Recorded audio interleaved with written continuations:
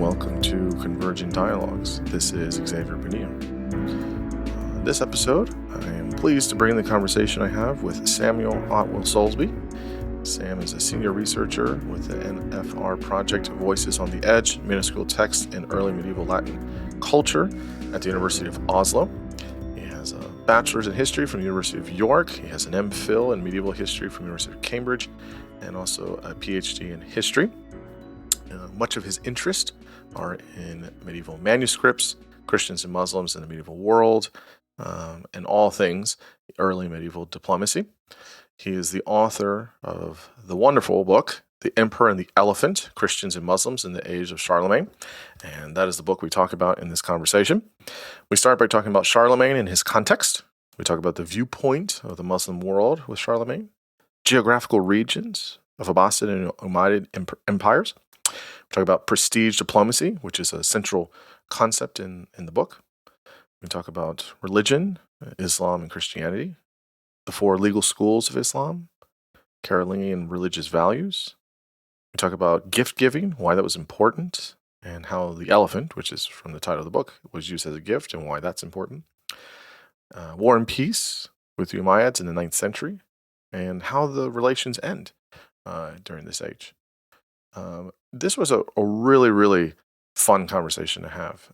Sam has such a wonderful way of taking medieval thoughts, stuff from the 8th and 9th century, and making it very interesting.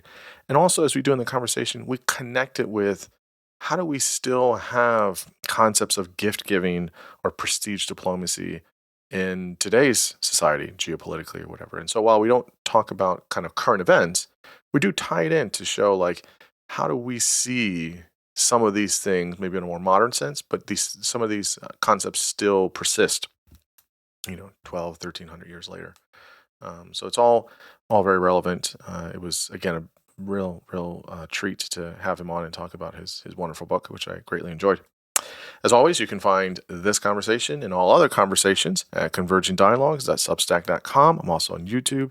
Get over there, subscribe, like, share with your friends, and tell folks about the podcast if you enjoy it. And so now I bring you Samuel Ottewill-Soulsby. I am here with Sam Ottewill-Soulsby. Sam, thanks so much for coming on the podcast. I'm looking forward to talking with you.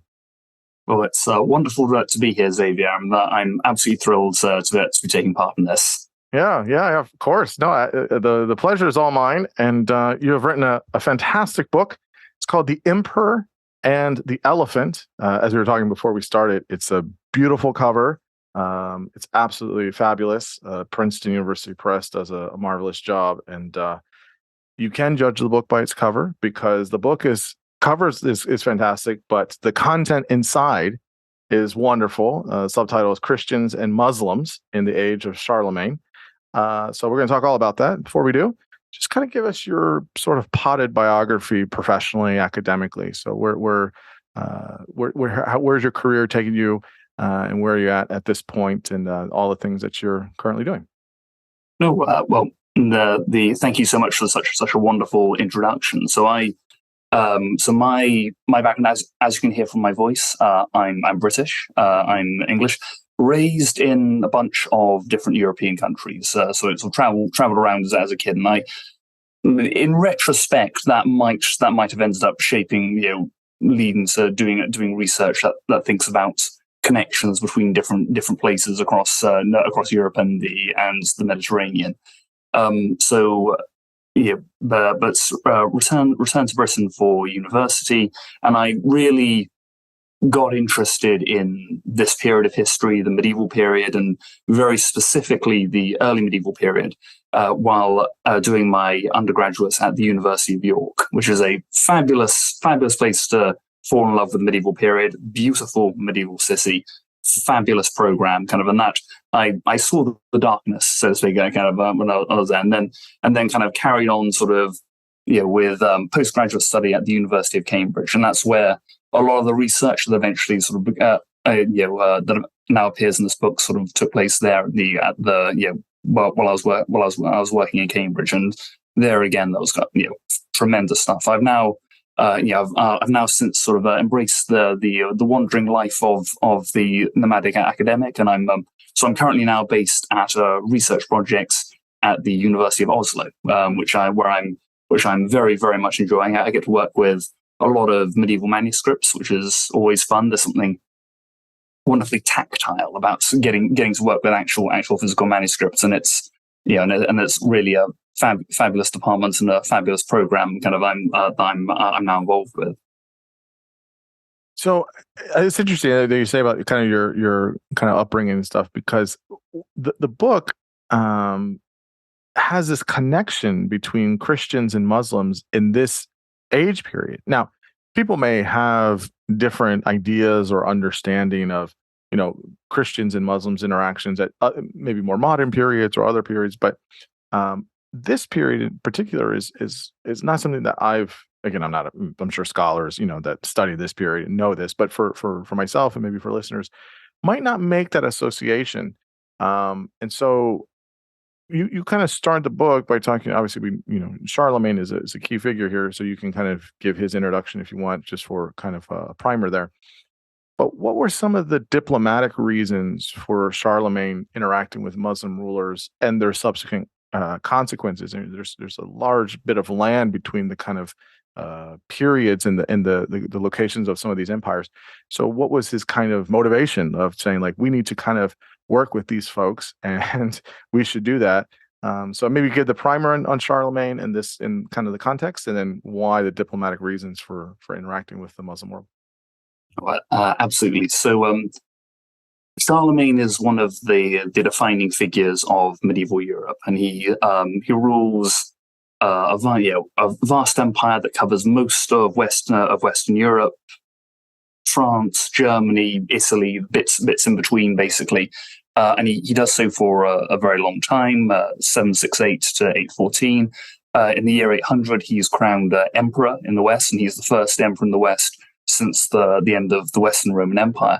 And his reign's really important, both as he's a very successful conqueror, but he's also very important for shaping a lot of what's to come. So he presides over a massive cultural renaissance that everyone think about, but he also presides over a huge legislative program that sort of shapes a lot of the landscape of Europe that then goes on from there. So he's a really key figure in a lot of ways, and part and parcel of all that is, as you mentioned, a very extensive series of diplomatic relations with the Islamic world as a whole.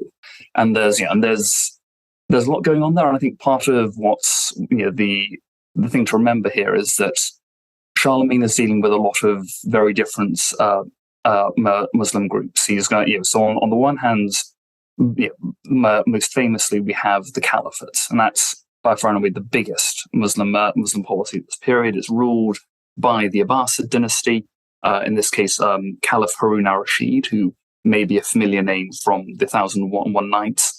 Half the empire is what's now Iraq, but the empire still stretches across North Africa all the way to what's now Pakistan. So it's a huge empire stretching along there, and Charlemagne's in communication with them, but he's also doing business with rulers in Muslim Spain who are often opposed to the Caliphate, and he's also in contact with people in North Africa.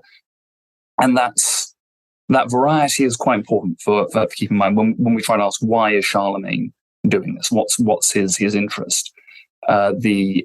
Part of kind of the real, and one of the things that I want to argue in the book is that there's actually quite a lot of different reasons at play depending on who he's talking to and when. But the big core issue for why he's doing business with Caliphate, why he's doing business with Harun al-Rashid comes down to prestige. He's building a new type of regime in his empire, and doing business with the Caliphate helps him do that by bringing in spectacular gifts, by bringing in embassies and envoys, and in doing so, creating the conditions that allow him to build his image and carry out the transformative changes that that happen in his reign. It's very interesting because you very nicely put in the book this element of prestige diplomacy, which we'll get into in a minute, as you're mentioning there, which I thought was absolutely fascinating because it gives a peek into some of the motivations or kind of intentions behind some of the things that were going on and how people in the world interacted. I think most people, what you think about in the modern day, just for a minute, there's a certain interaction that foreign leaders have with each other. Now, granted, we don't really have empires anymore. I mean, maybe some people will argue against it, but we have more of states, right? The countries and things like that. But there's a way in which people interact with each other, and there's a way in which diplomacy works. And so I think obviously there's a modern way in which we do that, but I think it's really interesting to kind of peel back the curtain and see, well, how did other foreign leaders and that had massive stretches of land interact with each other and why, and at different periods? So let's go on the other side for a minute. So what was the Muslim excuse me, what was the Muslim side of things, of the interactions with the Carolingians? What's the context with the 8th century and how, from the Muslim world and that perspective, what was in it for them to deal with Charlemagne and other folks? Like, why were they going to be able to interact with them, and what did they get out of it essentially? No, absolutely, and excellent question, and I think in a way that gets right to the heart of what I've been trying to do with this book, because part of the problem we have is the majority of our sources that actually talk about this diplomacy, they come from Charlemagne's empire. They're written in Latin. They're written by people who they're often close to Charlemagne, or but at the very least they share his cultural perspective, and they're outsiders to the Islamic world, and which makes it not necessarily easy to reconstruct why Charlemagne does what he does, but it certainly makes it easier than for the Islamic world. And our sources, particularly for the Caliphate, are not very full on why. In fact, they often don't discuss this diplomacy at all. And that means that when the subject has been discussed in the past, it's normally from Charlemagne's perspective. And what I really want to do with this book is actually sit and think, okay, we don't have the literal thing of what this looks like, but we do know quite a lot about the Caliphate. There are quite a lot of sources. There's quite a lot of work being done. So knowing what we know about the Caliphate, what does this look like from their perspective? And I think one thing is, so we have in the 7th century we have the Arab conquests sweeping across the Mediterranean, sweeping across Central Asia. This huge caliphate that stretches all the way from the Pyrenees to Afghanistan, and that's and there's a lot of momentum there. And what changes in the middle of the 8th century is that empire, that unity begins to split. So you have a revolution in 750 that brings a new dynasty to power, and one of the offshoots of that of that revolution is that various bits of the empire start to break away. And most relevantly for us, that includes Muslim Spain, where someone from the overthrown Umayyad dynasty of the Rahman I makes it Spain and sets up his own independent kingdom effectively there, and that creates this kind of multipolar, there's still a big center. The Caliphate is still the big power, but it is increasingly starting to break and shake up a bit, and that kind of creates the environment where Muslim rulers might be interested in doing business with Charlemagne. Because so if someone like Harun al-Rashid, for example, the one of the things that makes this work is that in a way he and Charlemagne actually have quite closely aligned diplomatic desires. Right, Charlemagne wants to make a big splash with his domestic audience. So does Harun al-Rashid, and I think we have this sort of slightly false image of Harun al-Rashid. We have this image of this almighty caliph, one who rules a vast and glittering empire. And when we actually look a little bit closer at him, he's a very skilled politician. He's a very successful ruler, but he's one who's having to deal with constant crisis. He comes to the throne in slightly murky circumstances. There's an almost perpetual swell of rebellion at all places, and he really needs to kind of set the tone of strong and capable leadership. And that's in a way actually is what makes his relationship with Charlemagne really work, because they both have a similar desire to really bring that kind of to be seen to be doing proper ruler stuff. I guess I want to ask about prestige diplomacy, but I guess just one quick thing here, just so listeners have this, I guess, in their mind, kind of making it association with modern day. So what was the area for modern day countries that Charlemagne ruled over? And you talked about Muslim Spain, and I'm assuming Portugal as well. And some folks may know that history, that there was a period for a while where Muslims dominated that region on the Iberian Peninsula. But I guess is it the same caliphate? Is it the same group that's over out in the east, in Iraq and Pakistan, modern day Iraq and Pakistan, or was there kind of some division there? So I guess talking about geographically, so we have a picture in our mind, so that way we can know what this kind of diplomacy was looking like. Yeah, absolutely. So and that's So as you say, Muslim Spain, as you correctly say, like we're really talking about the Iberian Peninsula here. So we're also including Portugal here. We often call it Al-Andalus, which is the name that is the name they call it. Begins with an invasion in 711 from North Africa, and that but from 756 it's being ruled by a different dynasty to the one that's further east based in Iraq, and this is the Umayyad dynasty. And there is real tension between the Umayyads of Al-Andalus and the Abbasid caliphs further east, because the Abbasids came to power by overthrowing the Umayyads elsewhere. So Al-Andalus is being ruled by a guy who's effectively a refugee who fled the massacre of the rest of his family, managed to make his way west, and then in the chaos that came after and around that revolution, was able to seize power in Spain and in Al-Andalus. At this stage, he doesn't claim to be caliph. He claims to be the emir of Cordoba, and it's not until a couple of centuries later that his descendants will start calling themselves caliphs. But there is definitely tension between Al-Andalus and the caliphate, and that's sort of why the Carolingians ends up dealing with them separately. The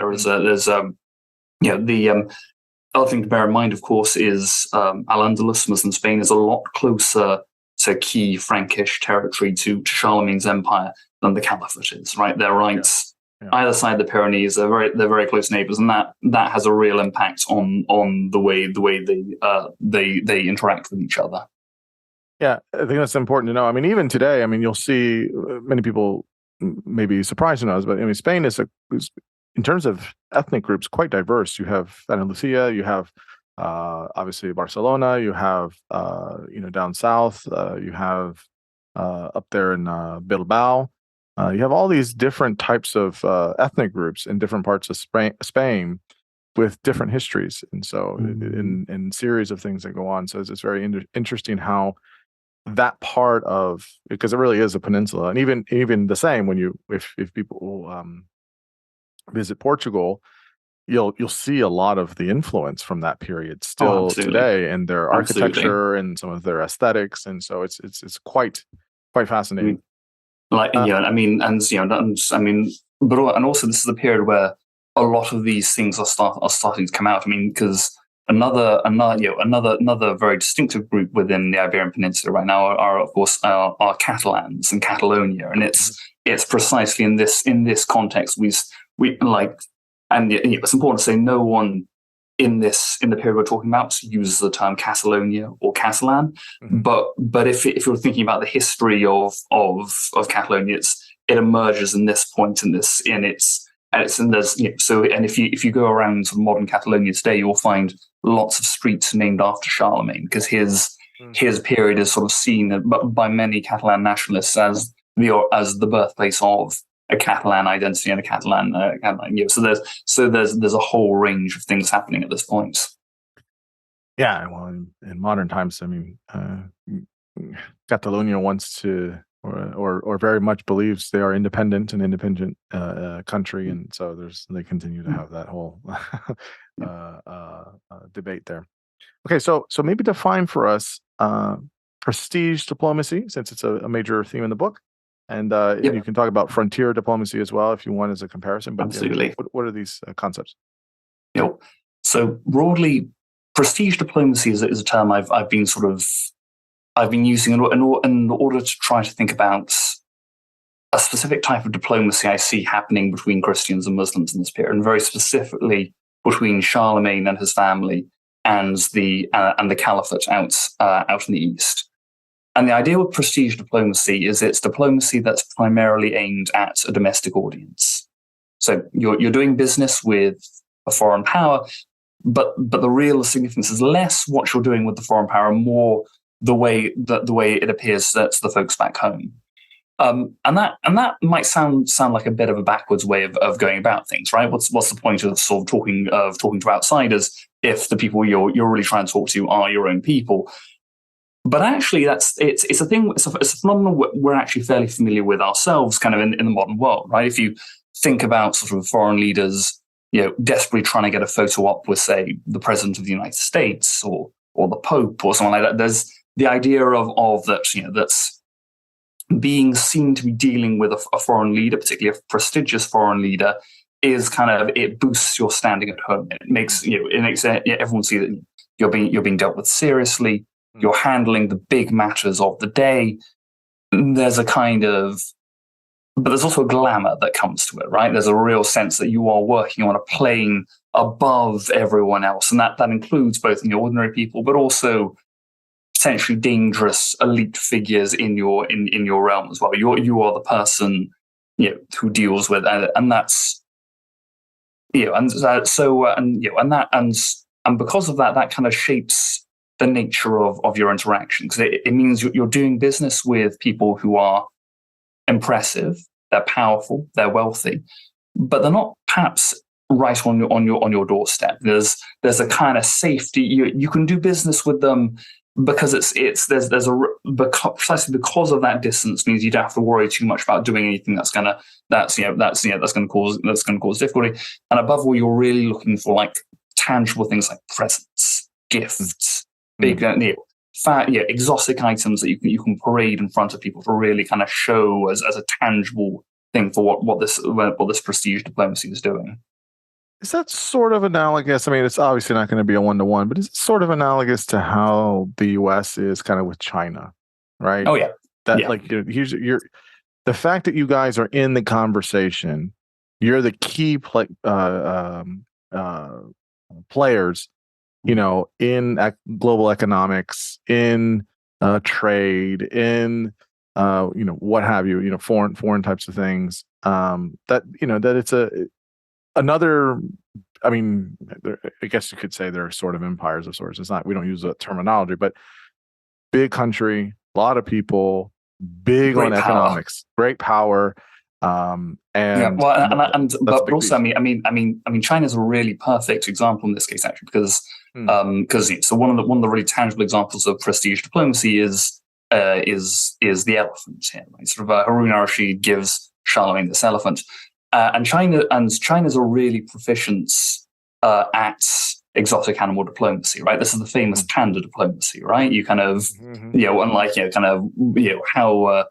And China's been very skillful at this over the course of the 20th century, sort of initially giving pandas as gifts to as a really high, and now they lease out pandas, but it's a really effective form of soft power, right? So, kind of countries want pandas. They want to put them in the zoos. It's a really Mm. powerful sign of being interconnected. People love pandas. They want to see them. Of course. And for China, this is another thing they can offer for people who are working with them, who are playing nice with them. And it's a really effective. And I think there are differences, but I think one way we can look at sort of Charlemagne's dealings with Harun al-Rashid is it's a medieval example of pander diplomacy in action.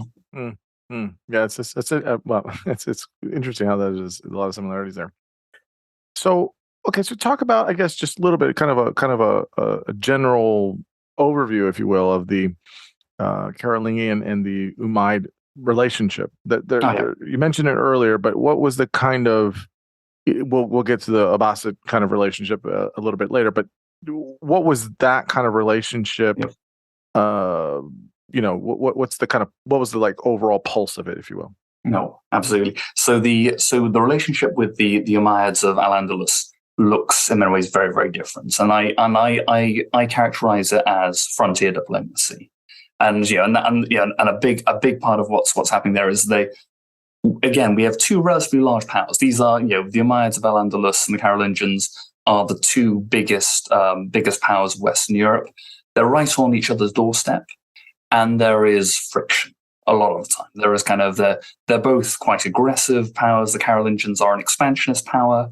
The Umayyads, are themselves practice aggressive raiding and warfare.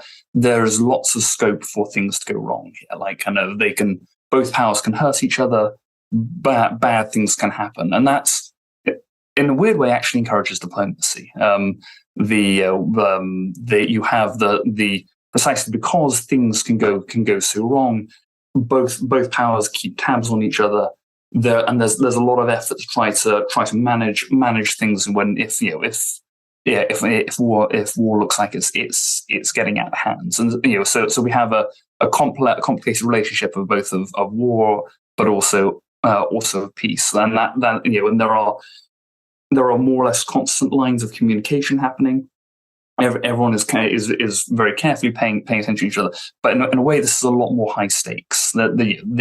Both powers can do each other serious damage, and the analogy, and this is perhaps one that comes more naturally to a British person than to an American, but is think of something like the 19th century Great Game between Britain and Russia on the borders between India and Central Asia. This is a relatively high stakes affair that involves a whole series of relatively complicated relations.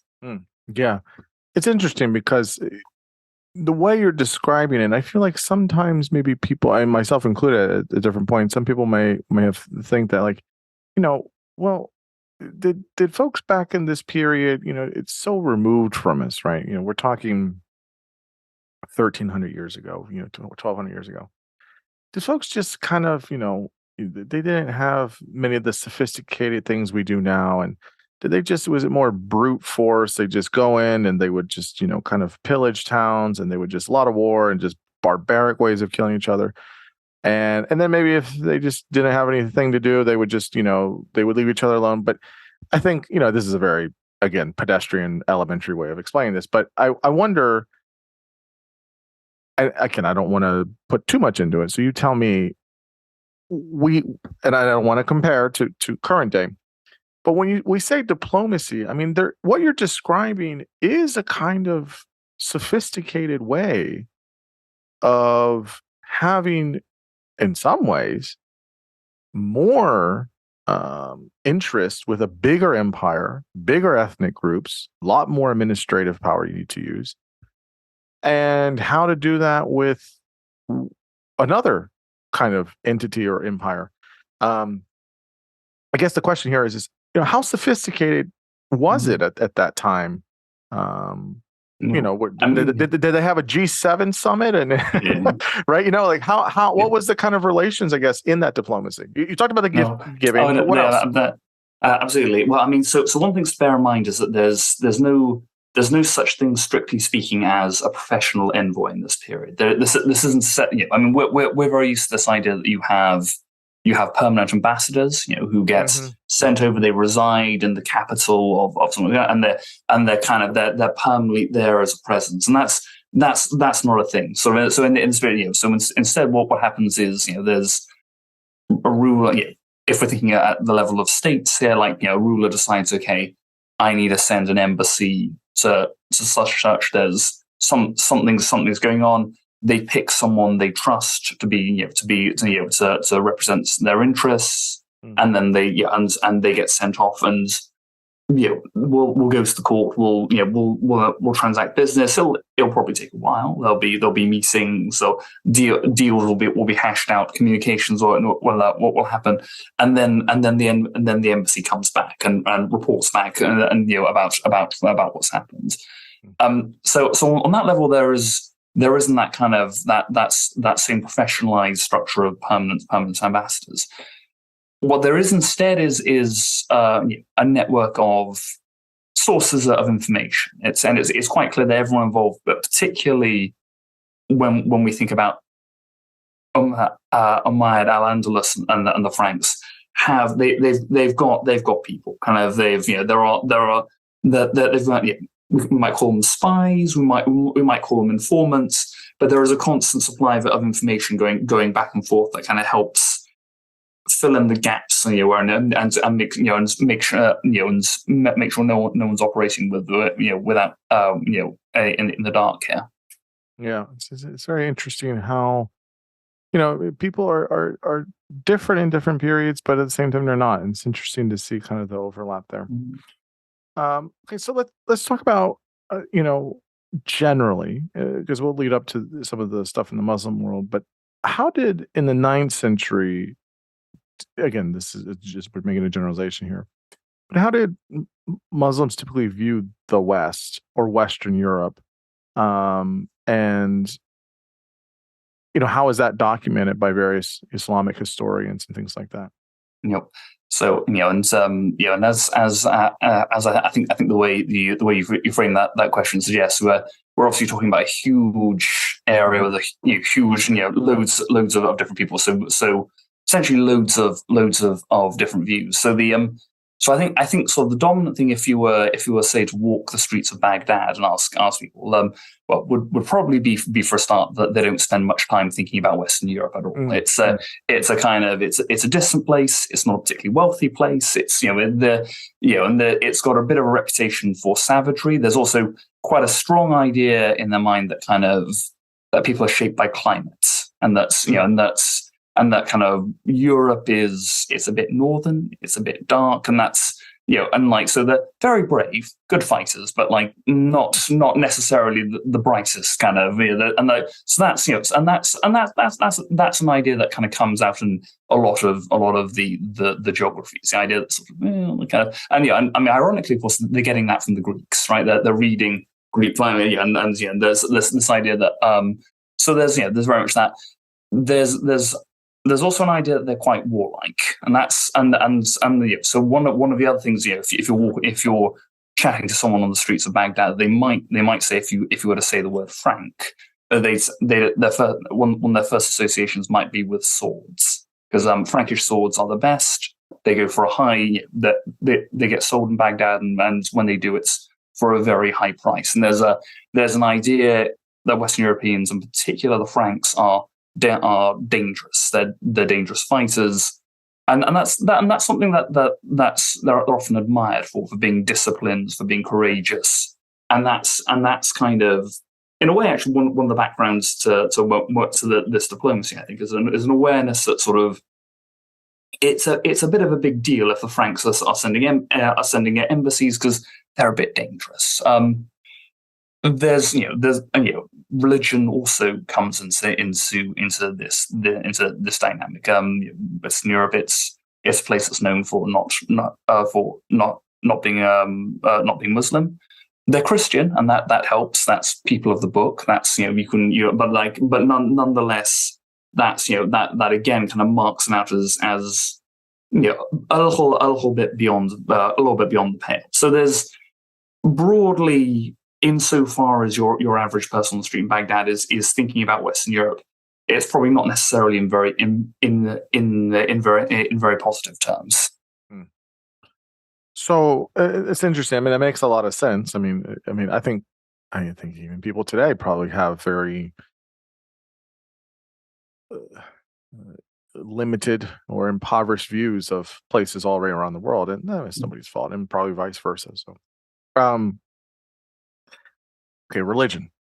So the as I mentioned, the subtitle is Christians and Muslims. Now, these two religions don't always play nice. They have some spats. They have some disagreements, so to speak.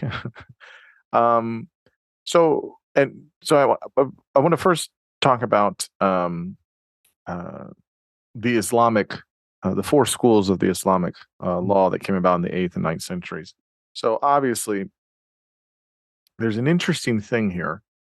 So folks will remember that with the Prophet Muhammad in the middle of the 7th century is the kind of genesis of Islam. And in that way, when you think about it, at least as a formal religion, Islam is pretty young. It's the new kid on the scene, if you will. Obviously, you had Jews. Obviously, you had Christians.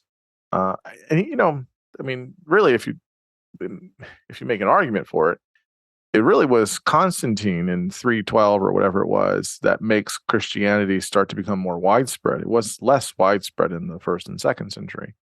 And so, you have religion kind of really coming online as it's kind of married with political institutions and obviously with, conflict and things like that. So we'll talk about, the Jewish folks here and Judaism and how that comes into play. But tell us about, I guess, these four schools of Islamic law and how close that. I mean, again, this is very close to the origins of Islam, how they did or didn't follow some of those Islamic laws when dealing with, the Western world. That's a really interesting sort of context to think about. And I think so. One thing that's really starting to happen, well, certainly by the 8th century, is you have a community of Muslim believers who are sort of having to develop institutions to work out what it means to be a Muslim, what it means to do things in a Muslim manner. I mean, because you start off with a world in a world where sort of what Islam is, what it means to be a Muslim, is relatively straightforward because you ask the Prophet what it is, or you ask one of the Prophet's closest companions, and that creates a sort of an immediate sense. But obviously, people die. Like the empire expands, and so by the 8th century, you've got a world where there's basically no one left alive who knew Muhammad, who knew any of his followers, and as a consequence, you're starting to have to try to put together institutions, rules, laws for how to try to systematize this material. And I mean, the big advantage they've got, of course, is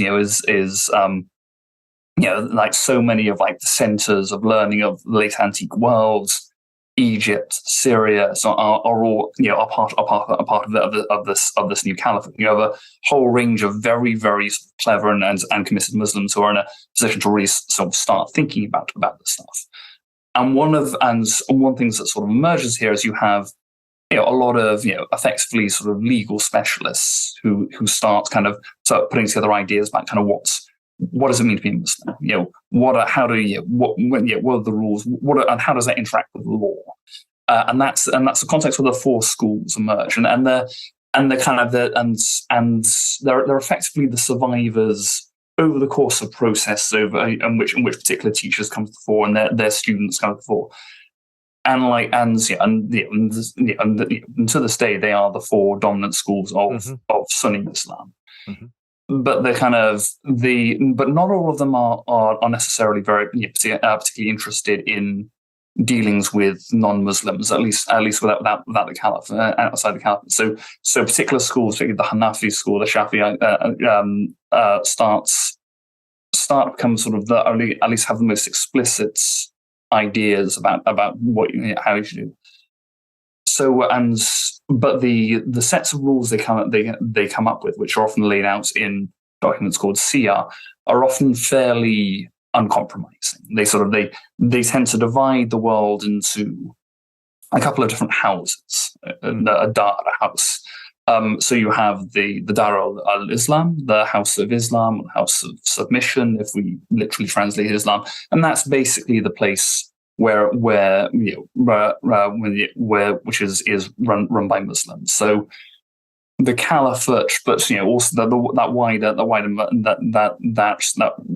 wider Muslim place, and at least theoretically, everywhere beyond that fits into what you might call the Dar al-Harb, the House of War, and that's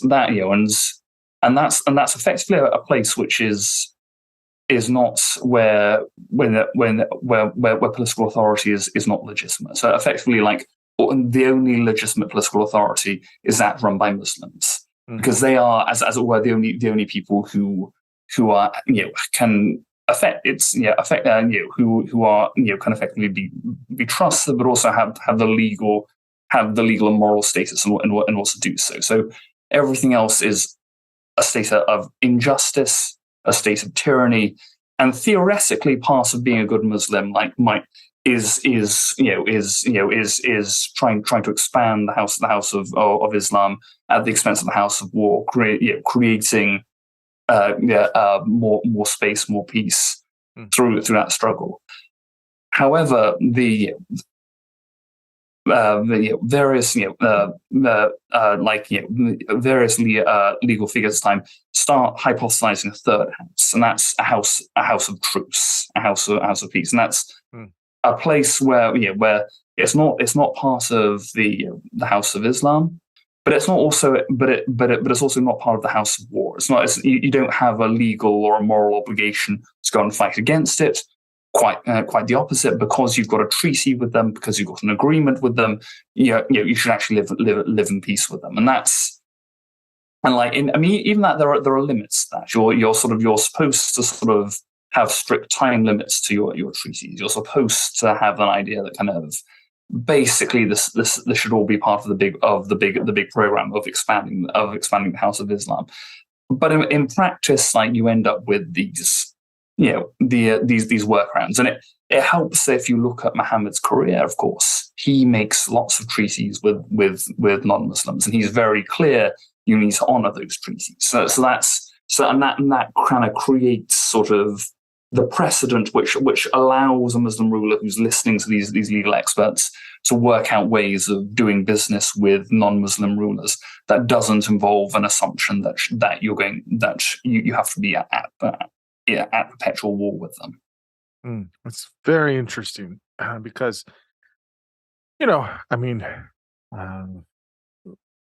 religion is serious stuff. This isn't just a couple of ideas. I mean, this is divine. This is from the supreme being, from God. And the people will take that serious now. They definitely took it serious 1,200 years ago. So I mean, this was very serious. So it's interesting to see. Again, I think a lot of the times, I've done it myself too at different points. We tend to flatten certain these kind of ideas, but there is some interesting complexity there, even within absolutely. Some of the kind of ways in which they have rules or laws or things like that. But that's fine. But I always find that it's interesting when you're having to interact with people that have a fundamentally different way of living their life and having, is essentially the same God, tell you the same or tell you different things, and very, very strict adherence to that. It's very interesting to see that kind of flexibility there.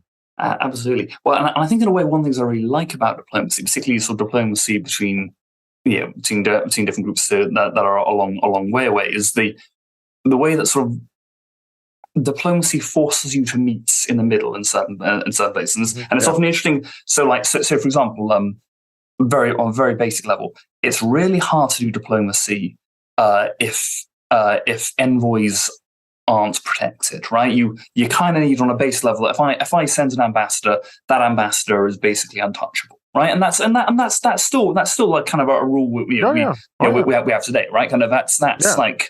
Ambassador comes, you got to have good security when they're there. I mean, they're kind of untouchable, right? Yeah, they're untouchable. You can't harm them. You've got to make sure you've got to protect them, and that's because that's essential for communication. Even if you're at war, even if you're kind of right, you got to keep those. But how you get there is, and that's relatively constant, right? If for diplomacy to happen, diplomats need to be safe. But how you get there ideologically comes out of the culture of the ideology of your space. So for example, in Western Europe, in the age of Charlemagne, kind of the justification comes out of Roman law. So so Roman law says that diplomats are entirely safe. That then goes through kind of these any kind of early Christian writers. Chap in the 7th century, Isidore of Seville, is very important, and it gets down as the idea of the law of nations, the jus gentium, and that's the one they cite when they explain why you can't touch it. It's against the law of nations. Where so Islam, of course, has the same idea, but they get there from a different direction. They instead say, look, there are numerous stories, numerous hadith, where the Prophet Muhammad makes it very clear that even if a diplomat is being rude to you, and you have these stories about diplomats being very rude to Muhammad, basically blaspheming, and Muhammad still says, no, can't touch this guy. He's safe. He's a diplomat, and that's same idea. Like diplomats are safe, but the way you get there is culturally and ideologically kind of based on where you're coming from. Yeah, this is very, very, very interesting. So, what about for Carolingian kind of diplomacy? What was it like for them using religious figures as diplomats? And I believe this is before, so 1052, right, is the Great Schism. But so we're a couple of hundred years before that. So I'm a little fuzzy here. The Universal Catholic Church was already established, is that right, or the precursor to that? What was the kind of on the other side for Charlemagne and for folks before and after him?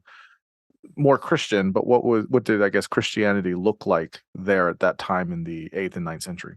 Oh, an excellent question. So Charlemagne is intensely piously Christian, and he's from an intensely sort of piously Christian world. It's theoretically a universal Christian church. In practice, there are sort of there are distinctions in both in practice and in theology.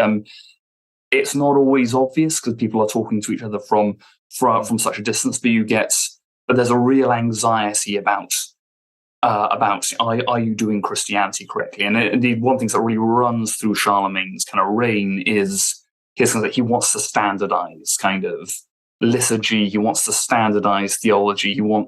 Because he's aware there is a huge amount of variation within his own empire, never mind across the Mediterranean. And that real urge to sort of try to get things right is right at the heart of what he's doing. And that's and he's aware that for example, as you alluded to in the Byzantine world, the Eastern Roman Empire which is Greek speaking at this point, which is where kind of what we now think of as the Orthodox Church is going to come. There are some things that are different, but basically they view themselves as the same church, and they are and is one thing that causes them a great deal of anxiety when things like the iconoclast movements break out, and they're very worried about worship of idols. They're very worried, and so and that's precisely because they see themselves as part of the same church.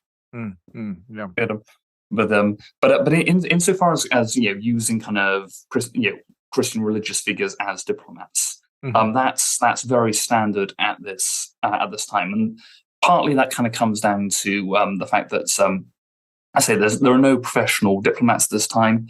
And senior religious figures, bishops, deacons, abbots, they often have very, very serious political duties. They're often advisors to the king. They often act as his agents. So so acting as diplomats is very much an extension of their normal role as administrators, as advisors. So that's sort of that, and that's something that happens between Christian powers.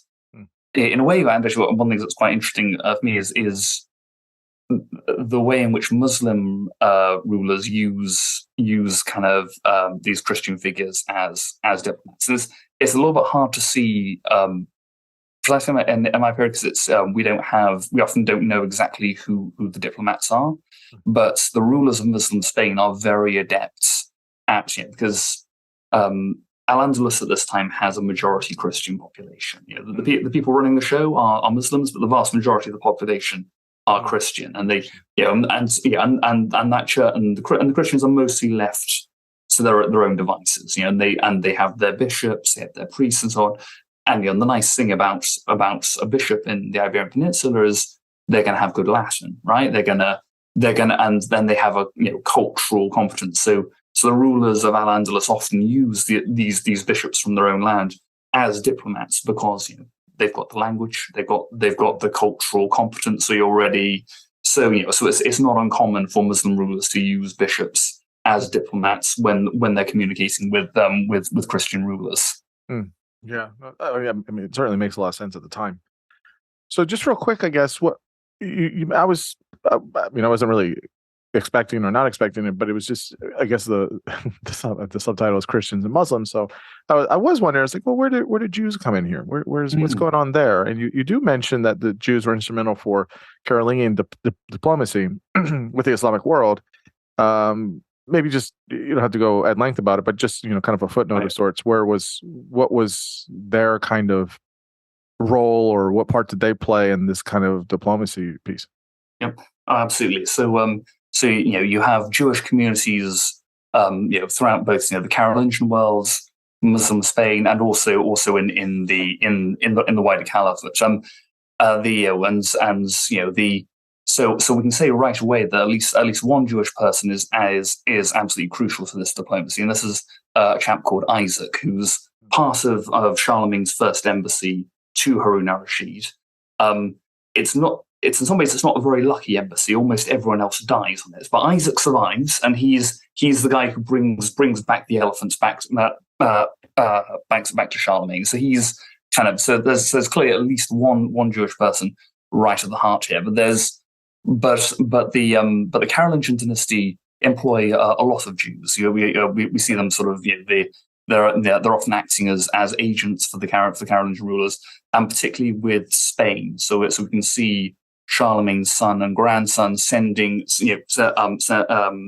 Jewish people with jobs and missions down to Spain. So they're clean, and I think part of what's happening here is that there's an idea that a lot of merchants are Jewish, and in particular a lot of the merchants who do business in the Mediterranean, who travel to the caliphates, who travel to Spain, are Jewish, and they're familiar with a lot of those places. They have contacts and so on. So if you're thinking about terms of transport, in terms of getting from one place to the other, having Jewish people involved in this makes a lot of sense. I also suspect that that some of them may also be helpful as translators as well. If they're traveling from one place to the other, they may be more likely to have both Latin and Arabic. I mean, and obviously these are sort of a minority within the Jewish community, right? Most Jews are not traveling the world this time, but there is I suspect there is a Jewish mercantile community who I think really help enable these communications, and also probably are good for passing on information as well. If they're kind of traveling from place to place, they're probably providing a lot of kind of context for the various rulers involved. Yeah, as you're talking there, I'm just thinking about. I think it's so important for people to realize that historically, and I think throughout time, we typically have a kind of one-dimensional way of viewing everybody is in conflict. The Jews hate the Muslims, and Muslims hate the Christians, and vice versa, and around we go. And look, there's certainly a lot of hate to go around, right?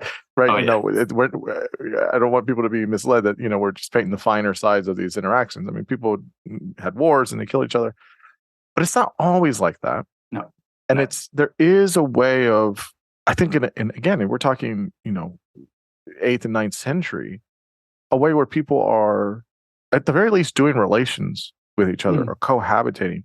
Absolutely. And that's important, I think, for people to understand that you can live side by side with people that have fundamentally different ways, different rules and laws and holy scriptures, and that is possible. And that is possible in well, all over the Mediterranean is just completely. You have Northern Africa, you have obviously Greece and Italy, and then all the way out to what we now know as the Middle East, and obviously you have here over in Western Europe.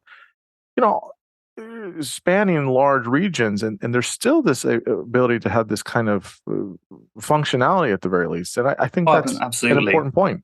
And I suppose also one of the other things I'd say here is that I think we kind of have a direction in our mind where we sort of where we kind of we look at ourselves and we think, that kind of greater enlightenment, greater tolerance as we go from this sort of terrifying kind of stage of intolerance and violence and hostility, and progress goes in a straight line. Yeah. And I actually kind of went.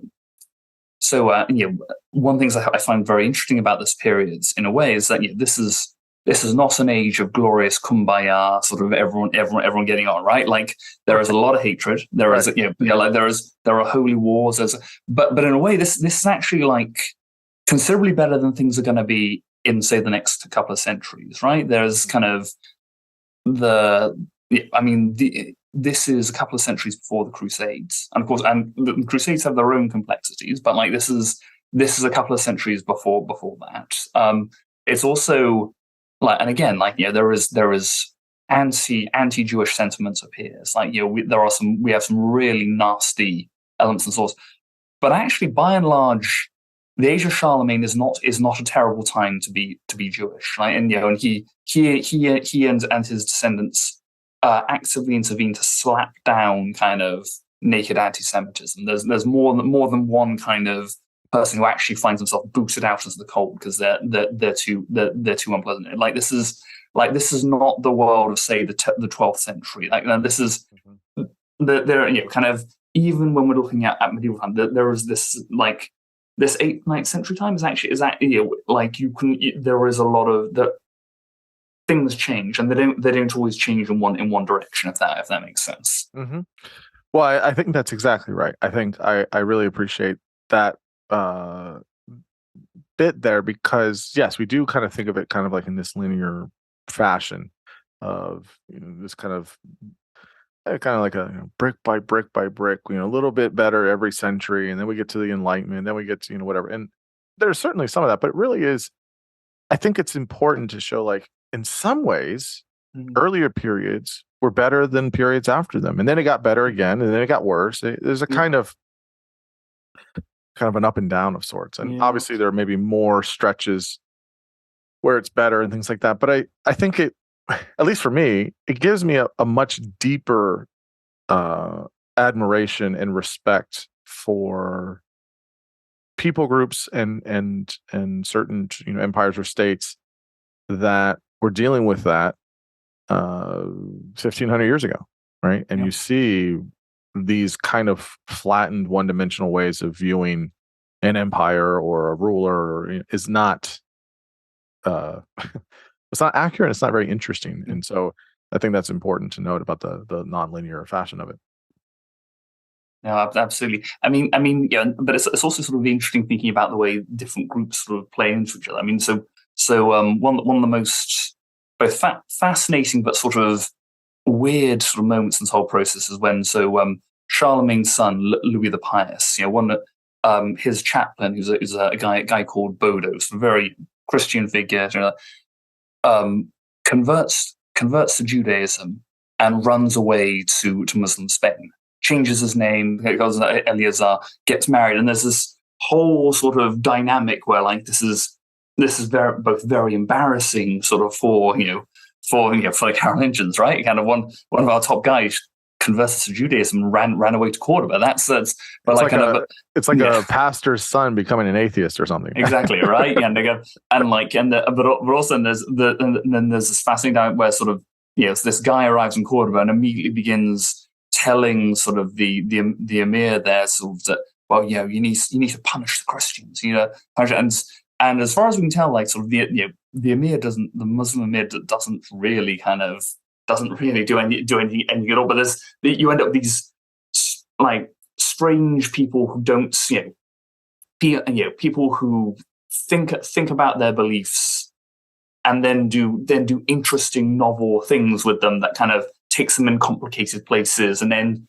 ends up with them in strange, both theologically and physically in very, very far away from where they began. Yeah, it's so interesting how there's probably many accounts like that. So tell us about the beginning of the Abbasid Carolingian relations, mid 8th century, how it starts, and how there's this political and military alliance that forms with the Abbasids against the Umayyads and the Byzantine Empire. Well, so basically, this diplomacy sort of starts a generation or also before Charlemagne and Harun al-Rashid. So it starts with Charlemagne's father, a guy called Pippin III, or also known as Pippin the Short, and we don't actually know how tall he was, which is a shame. But and Harun al-Rashid's grandfather, Al-Mansur. And there's long been this idea that this is grand alliance system between sort of the Carolingians on the one hand and the Abbasids on the other hand, and they're both they're interested in opposing the Byzantines, but also, as we say, the Muslims in Spain.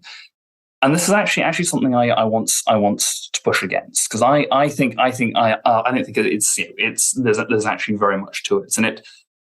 So this idea first comes in the 1930s, where there's a scholar called Francis Buckler who writes a big book where he lays out this theory. There's a grand alliance system, and I think and people go for it for a couple of reasons. First, it gives you a nice rational reason for why this diplomacy should be happening. But also sort of Buckler is a specialist in Asia, in Islamic stuff, and he's able to give a plausible idea of kind of what are people like Harun al-Rashid, what are people like Harun al-Rashid's grandfather Al-Mansur up to, and the problem is, well, firstly, we don't actually have any sources from the period that say that that's what's happening. Secondly, kind of the dates in which sort of these alliances are meant to be happening and these wars are meant to be, don't really kind of line up. I'd also say that sort of Buckler is really a specialist in 19th century India, so he doesn't necessarily particularly have a great deal of that much insight about the 8th century. And so what I think instead is happening is that there's an interesting parallel between Pippin the Short and Al-Mansur, which is they both kind of come in right as their families have just seized power. So Pippin is the first Carolingian king. He overthrows the last Merovingian in 751, makes himself king. Al-Mansur is, his older brother is the first Abbasid caliph, and then he takes over relatively quickly. And there's something of the Stalin about Al-Mansur. He's a seriously scary operator, right? He after the revolution, he mops up all the other leading revolutionaries, more or less, kind of centralizing power in his hands. He's a ruthless figure. Pippin himself is no teddy bear. And so I think in a large chunk, kind of what's really happened here is less a grand alliance against the Umayyads of Spain and Byzantium, and more actually a kind of a way for like two new men, two kind of new regimes to really cement their position by reaching out to each other. And this is something kind of we see like both rulers do elsewhere. So Pippin is doing business with Byzantium. Like it's one of the reasons the alliance system doesn't really work, because Pippin's actually got really good relations with Byzantium. He's sending embassies back and forth all the time. He gets the Emperor of Byzantium sends him a wonderful water organ. It's kind of easy. He loves it. Meanwhile, Al-Mansur is doing business with everyone from Sudan to China. So there's a real kind of sense in which this prestige diplomacy is in play. They are kind of, and that's where that relationship starts in the middle of the 8th century. So part of, I guess, the aspects of diplomacy, and it's one of the biggest, I guess, the kind of things that's alluded to from the beginning, is we've talked about it a little bit, but maybe you can expand on a little bit more here, is this importance of receiving and giving gifts between the Muslim world and the Carolingians. And obviously there's the significance of the gift of an elephant, as is shown on the cover so beautifully. So you can talk about the elephant. You can talk about what that is or what was important about it. Just generally why gift giving was important. Yep. But then what I remember there's a couple pages where you specifically address like this particular elephant and what that means and what it was. Yep. So yeah, tell us about that element of it. Absolutely. And so I mentioned there aren't any sources that say that Charlemagne is trying to do a military alliance or anything like that. So we have precisely one source written by a contemporary that tells us why Charlemagne got in touch with Harun al-Rashid. And this is the biography written by his courtier Einhard. And Einhard says Charlemagne got in touch with Harun al-Rashid because he wanted an elephant. And I think that's in a way is one of the things that really fascinates. Like kind of right at the heart of this diplomacy is the fact that Charlemagne wants an elephant. And I always like to kind of picture this, right? Yeah, Harun al-Rashid is one of the most powerful men in the world. And this guy from way out west sends this message completely out of the blue, right? They've had no previous communication between these two rulers. Hello, can I have an elephant? And amazingly, Harun al-Rashid says yes, but I think there's a real temptation in the scholarship to say, oh well, it's not really about the elephants. There's some sort of clever military strategy here, or there's some sort of, and I think no, the elephant's right at the heart of it, right? Other stuff comes into it, but like Charlemagne wants an elephant, right? And that's the elephant matters. Well, because how many people have an elephant? Exactly. If you're in the Western world, we don't have elephants in the West. It's like, yep. Oh, that would be like, wait, who gave you that one? How did you get that? What is that saying about you? Wow, like you must like. There's a whole like kind of like a braggadocious vibrato there. Absolutely, and the elephant makes an impression, right? The elephant goes on display at the palace in the menagerie. And one of my favorite kind of texts is so it's written a couple about 15 years later, and there's this Irish monk who writes a geography of the world, and he mentions a fact that an ancient Roman sort of says about elephants, and he says, but we know that this is wrong because so many people saw Charlemagne's elephant, and that elephant was different, all right? And so it's like it's not just like a bunch of it's not just Charlemagne and his cronies, right? People are coming to see this elephant, right? And they're kind of it's a big deal, right? Yeah. And they're kind of that's the so there's and Charlemagne asked for this elephant in about 797, and that's a point where his kind of regime is starting to change. He's no longer just a conquering warlord. He is starting to get so much more ambitious about what he's trying to do. And I think that elephant is part of it. Right? He's trying to tell the Frankish people. He's trying to tell his counts. He's trying to we're doing something special here, right? Yeah, we are kind of doing something. Now you are part of something, right? We're gonna do something big. And one of the things that helps here is one of the big associations that people are going to have with elephants is kind of with the Romans. So there's an idea that the Emperor Augustus, he had elephants, and Charlemagne is about to be emperor. He's got elephants. There's something a little bit Roman about it. There's something.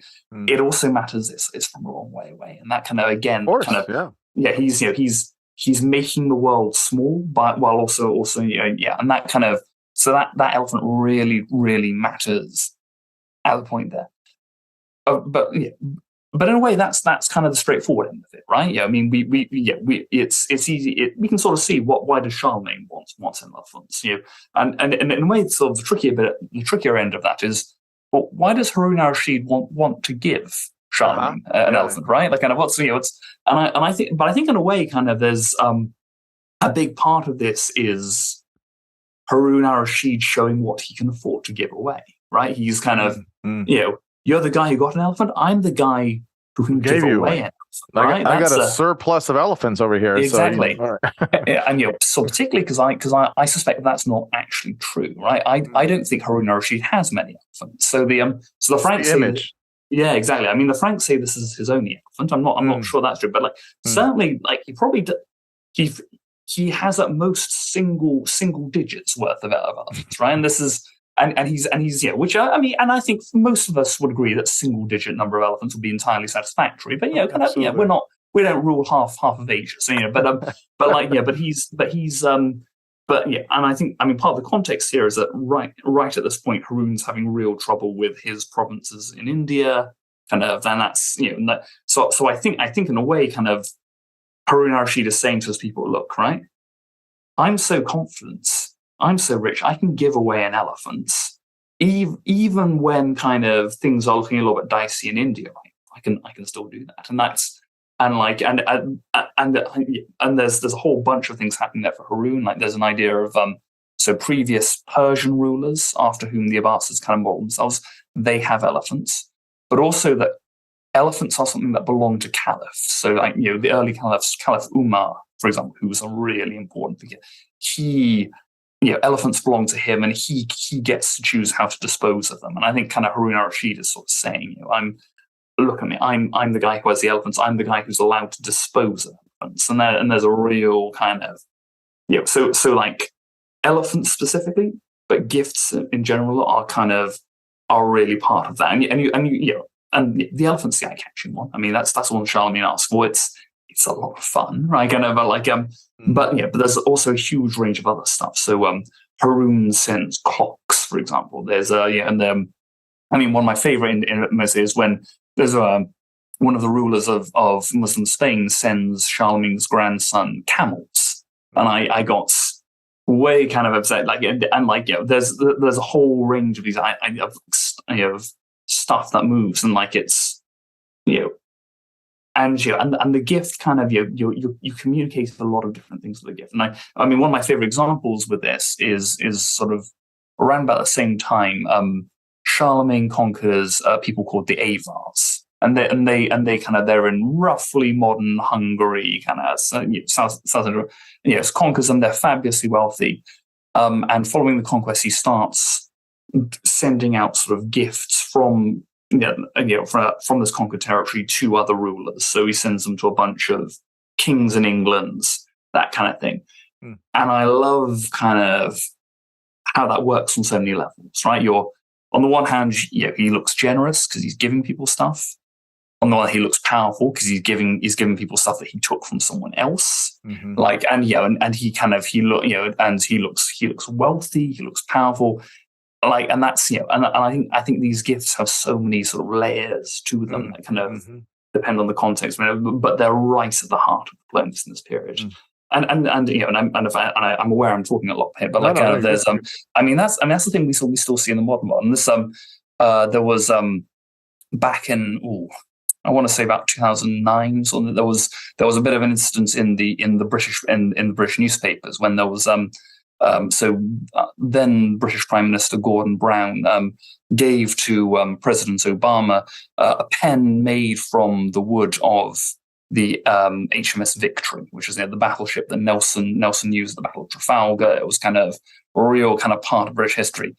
And Obama gave like some DVDs or something like that. Exactly, and that kind of I mean, it was a storm in a teacup, but also it was kind of there was a real kind of like the gift has not been matched. The gift has not been kind of like what is happening. And it was and like it blew over, but like kind of there was and that, I mean, obviously that's a much lower level, but kind of we still pay attention to gifts. So we still pay attention to diplomatic gifts, right? I do remember this. I remember thinking of it as very amusing and also very American, right? Like, I mean, that's very But I mean, but on the other hand, like in a weird sort of way, actually not quite shrewd in a way. If you think about kind of one of the most important things about the United States is its cultural kind of power, right? Kind of one thing that means the United States has friends across the world is people adore kind of the television it produces. Then I think among the DVDs were things like The Wire, things like kind of that kind of cultural. I mean, when kind of places like Baltimore are on the map across the world because of that. So like on the one hand, there was a disconnect, but on the other hand, it was in many ways quite a shrewd sort of acknowledgement of like, a statement of kind of what of the sources of American power. And if we think about kind of that's the way in which people like Charlemagne, people like Harun al-Rashid the messages they're communicating with their choice of gifts has, there's a sort of, there are sort of interesting sort of interpretive layers here. Yeah, I agree. I mean, that for sure. I mean, I think that there's, given a few DVDs, it's like, what the, there's no any, but it's on the other hand, it's like, yeah, but United States, I mean, that's where, Hollywood is, that's where, that's where cinema started. There's the impact there globally.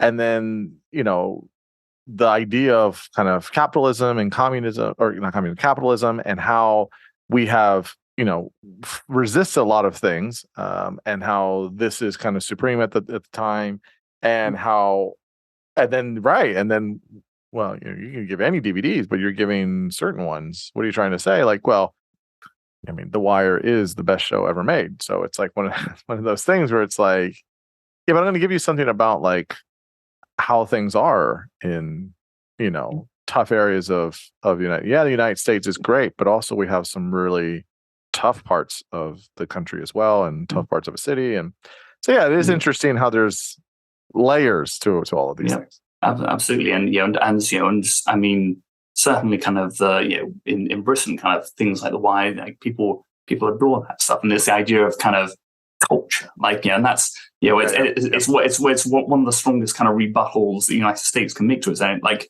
we are a country of culture, and that kind of, and that's that, and that's, and that's something that sort of someone, that's one of the statements that someone like Harun al-Rashid is making, sort of, particularly when he sends a very elaborate clock, for example, like, this is, I rule a place of culture, of technology, of kind of, this is, and that's a real, the kind of, and that's one thing you communicate with the gift, right? The kind of this is the like we are the people who make the clocks. We are the people who have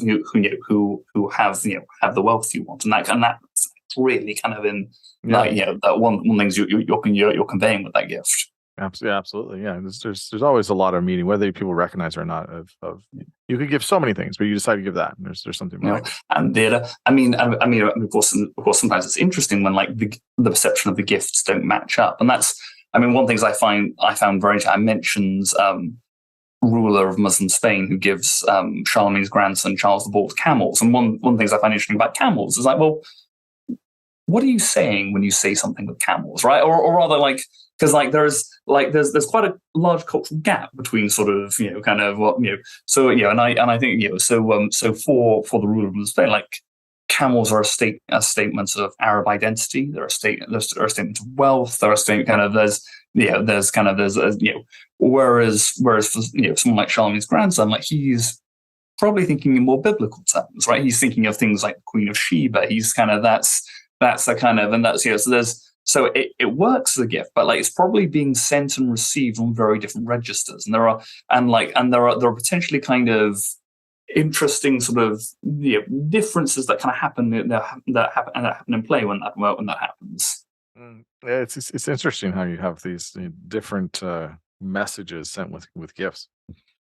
So let's talk about just real quick about, you talk about the environment and the various marches, such as the Spanish March, etc. There's many marches with very many multi-ethnic zones. It's going to give the layout of how things worked within this context. Absolutely. So, as mentioned before, the Carolingian Empire and Muslim Spain, they're sort of neighbors, but they don't kind of come to a clear line where they meet. Rather, it's more of a frontier zone, and it's one of those wonderfully ambiguous and complicated places where sort of there's you have reality as it's perceived in Cordoba, and you have reality as it's perceived in Aachen. But in this sort of middle zone, you have these sort of two marcher areas that kind of border on each other, and their kind of reality gets a little bit more complicated and a little bit more fluid.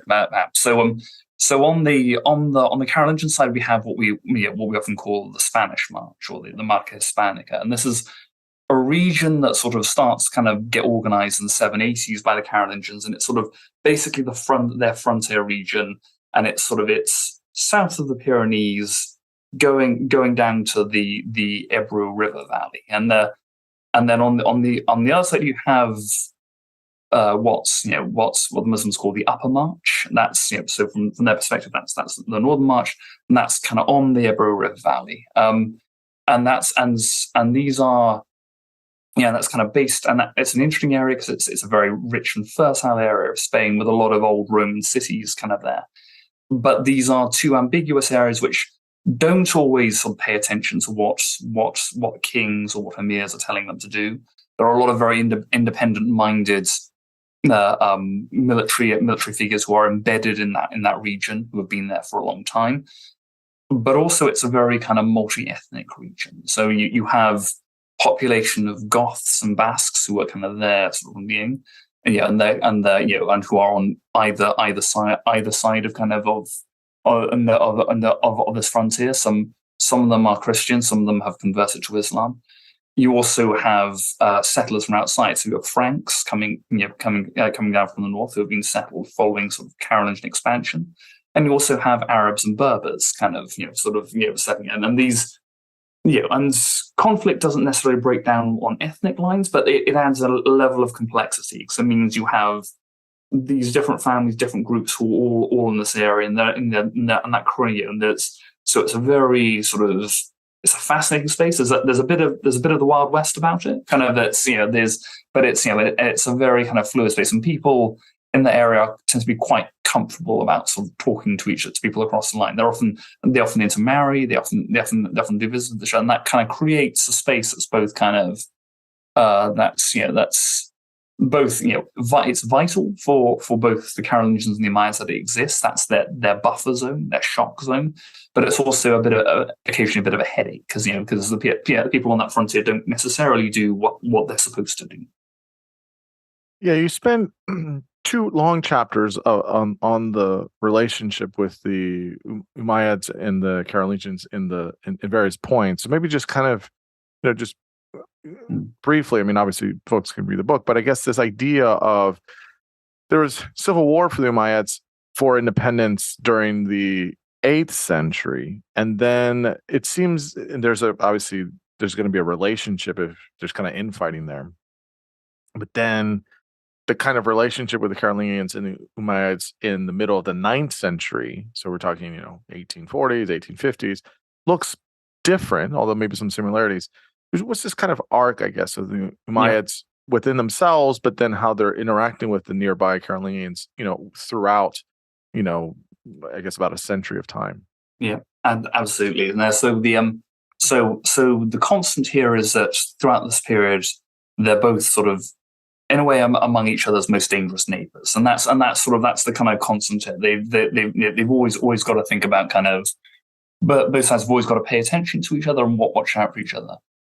But what changes is kind of is sort of where the initiative lies. So in this earlier periods, starting off in the 770s, but really intensifying in the 790s, in the 800s, the Carolingians are the ones who are normally on the offensive. They are looking to expand further into Spain. They are taking advantage of civil war within Muslim Spain. They make a lot of Muslim allies on the frontier, and they're trying to use those alliances to project power further south. And they have some successes. The big one is they capture Barcelona in 801, and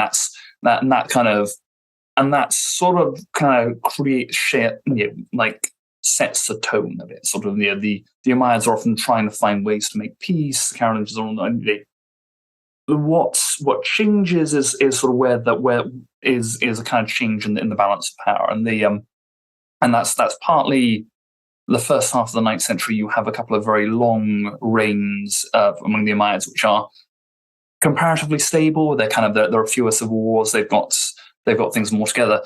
But what really changes is on the Carolingian side, sort of particularly starting from the 30s, you have a series of civil wars that really break the unity of the Franks. From 840, the empire is more or less permanently divided between the grandsons of Charlemagne, and that's again kind of creates a dynamic whereby whoever's the kingdom of the West Franks, which is the one that borders Spain, as well as thinking about Spain, they've also got to think about their brothers on the other side, and their resources have also been reduced, and because of that, the dynamic changes, whereby sort of suddenly the rulers of Muslim Spain have much more of a free hand as a consequence, and that there's a shift in the balance of power, which has real impact on the way this diplomacy plays out. And I guess how and why does it end towards the back half of the 9th century? So it comes to a type of end. What kind of what happens? Where does it go wrong? I guess. Yep. Yeah, absolutely. Sort of great question. So it ends sadly not with a bang, but rather with a whimper. So basically the last third of the 9th century is not a good time politically for either policy, and there's a real kind of breakdown in control, and this is particularly noticeable in Muslim Spain from about 860s, 870s. The Umayyads are having trouble exerting control much beyond their capital. There's a couple of different things happening, and that and given so much of the relationship between the Umayyads and Carolingians is based on each other's capacity to cause each other real harm, if the Umayyads aren't able to sort of act aggressively or cause difficulty, that kind of reduces sort of the Franks' incentive to do business with them.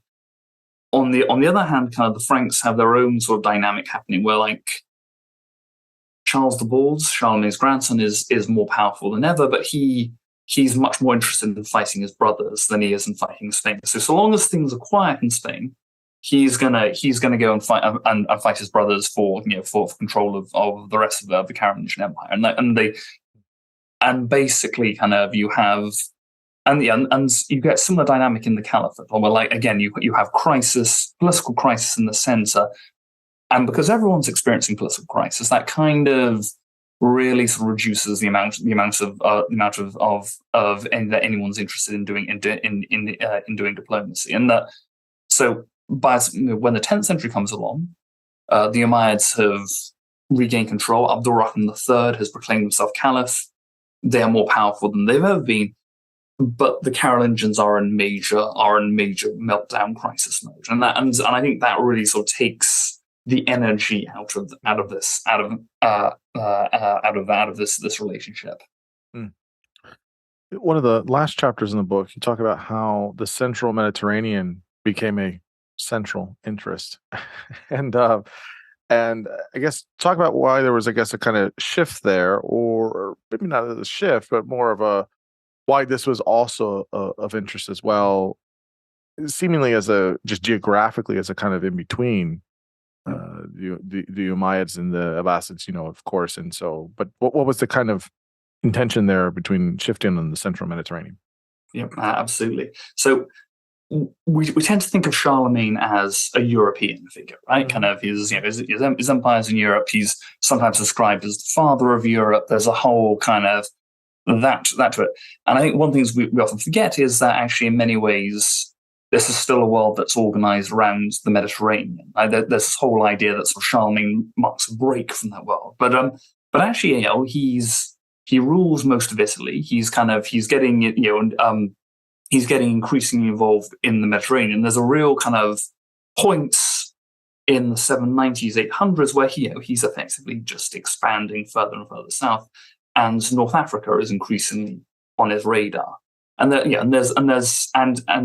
makes sense, both on a geographical scale, he's active in the Mediterranean. Once you're fighting pirates in Majorca, or you have authority, you've growing authority in Corsica and Sardinia, you're not. The north coast of Africa really isn't that far away. Mm-hmm. But also, this is a world that means a lot to Charlemagne as a Christian, right? majority of the population in a place like North Africa, particularly if we're thinking about what's now Tunisia, is still Christian at this point. Charlemagne's very interested in that Christian population. We know he's sending gifts and arms to them, and he's in contact with their bishops. But it's a landscape that means a lot to him, because there are kind of a lot of historically, kind of North Africa has been really important for Christian development. So you think about someone like Augustine, for example, right? He's based in Africa. That kind of this is a landscape that kind of feels is part of Charlemagne's mind space as much as, say, Spain is, for example. So the way we see this play out is we see Charlemagne in contact with the Muslim ruler of what's effectively Tunisia. They're sending each other gifts. There's lines of contact and communication happening here. It doesn't last very long. Kind of there's a revolution in North Africa that means kind of Charlemagne's contact gets overthrown, and but Charlemagne and the Carolingians they're interested in North Africa, and they'd like to, given the opportunity, they'd like to be more involved. And we can see those connections moving out. People are moving from place to place. Like African coins are showing up in the Frankish world. These are spaces that are interconnected, and had Charlemagne had his way, there'd have been a lot more contact than there actually was. But there is contact. There most definitely is. But of course, the North Africa is not where that ends. So basically, the 690s, Muslim armies capture Carthage, North Africa. And very, very slowly, kind of there's expansion north. So they go west and invade Spain, but they also go north. And in the course of the 9th century, they conquer Sicily, but you also start getting Muslim bases on the Italian mainland, and some of these bases are connected to Muslim rulers elsewhere. Some are more like Viking bands. So you get there's a big one at the city of Bari in southeast Italy, where effectively they're doing their own thing. They're pirates, they're raiders, but they've effectively set up their own city state in the area. And it's a really interesting environment. Because, southern Italy, it's a bit like the Spanish Marches. There's people with all different ethnic groups there. There's a huge kaleidoscope of different city states in the area, and they're feuding with each other. They're also doing business with each other, and the Muslims kind of fit in here, right? Kind of they're not everyone's not always friendly, but other powers make alliances with them. Naples does business with them all the time. There's connections there, and what I find interesting here is and one of the things I've been emphasizing sort of throughout this book and that chat is that the Carolingians are often quite up for doing business with Muslims. And in southern Italy, they are precisely not. Like they are kind of, the Carolingians who are based in Italy, so that's Lothar, who is Charlemagne's grandson, and then Lothar's son, Louis II, are kind of build their regimes around fighting Muslims. And that kind of, and one of the things I really want to get, because people normally take that for granted, right? Kind of when we write the history, it's like, oh yeah, Christians, Muslims, they must hate each other. They must be fighting each other all the time, right? That kind of it seems straightforward. But what I want to say is that, well, given what we know elsewhere, it's really not straightforward. So why does it happen here? And what I try and argue is that there's something very specific happening in Italy, which is the Carolingians are acting to protect the Pope in Rome, and that's very important for the Carolingians. It's kind of both on reasons of piety, but also because that's the Carolingian brand, right? They're the guys who protect the Pope. But also, like, for the Carolingians, the Muslims are more useful as an enemy in Italy than they are, because you can then use them as a rallying cry to like gather all the Christians of Italy and say, yeah, we're gonna fight the Muslims together. Said Christian Italians are not always very on board with that. They're often very happy to cut deals with Muslims instead. But there's a very, but what I really want to prod at and say is that, look, it's we have to explain why the Carolingians are fighting Muslims here, and that's because Italy is different to Spain in this regard. Mm-hmm. Yeah, no, I think that's super important, and that was definitely the takeaway I got from the book and reading it and throughout the book is it's complicated. It's not as easy of a streamlined narrative as we want, and I think that's important for people to really get. The last question I have for you is, what is it about this time period in these regions that is lasting for us in modern times that helps us understand the historical period, the 8th and 9th centuries between the Christian and Muslim worlds, but what's the kind of ripple effect that has, for us to understand and for those regions, even still today?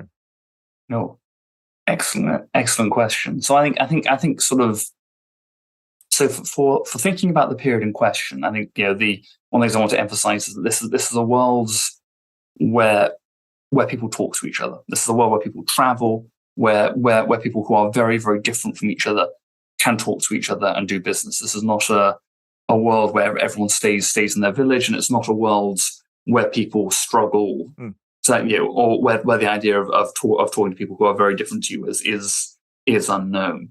But I think for us today, what I find kind of most interesting is the way this is a subject that brings both ideology and pragmatism together. Because because we can start from the fact that they clearly can do business with each other, right? But this is, right. We have the facts of the matter, of course. But this is a world where, things like faith, things like that, they matter deeply and intimately. And a lot of the things from that faith sort of are telling the various participants that they shouldn't be doing business with each other. And I find this, what's so fascinating here is the way in which they find ways to make it work. Right, there are spaces where ideology and pragmatism meet, where you can make that happen. And I think that's in international relations today, we keep being told that we're going into a multipolar world, right? That this is an age where we've had this period where the United States was the one great power of the world. Now we're going to a world where China is here, where there's sort of BRIC powers are here, so the European Union is here. This is a multipolar world, and I think it's we've been used in the 20th century and 21st century to an idea. I think you said this earlier in this chat. There is a way you do diplomacy. There is a way that you do it, and there is a way that you think about it, and there is a way that you organize it. So there's a logistics thing, a practical thing, but there's also an idea of what diplomacy is that runs behind it. And we've kind of taken it for granted that everyone involved in that is starting from the same place. And I think that if we are going into a multipolar world, we might have to rethink that assumption. We might find that when we do business with sort of people who are powers who are very different from us, who are coming from very different places, that we might have to to reckon with ideas of doing diplomacy that are apparently very different to what we're used to. And what I find so interesting about Christian and Muslim diplomacy from the period I study is that maybe gives us a bit of a clue as to how we might go about doing that. And indeed just open up, show us that this is a thing that we can do. That's if they can do it, we can do it. And that I think is the number one sort of takeaway point I think I'd want to make.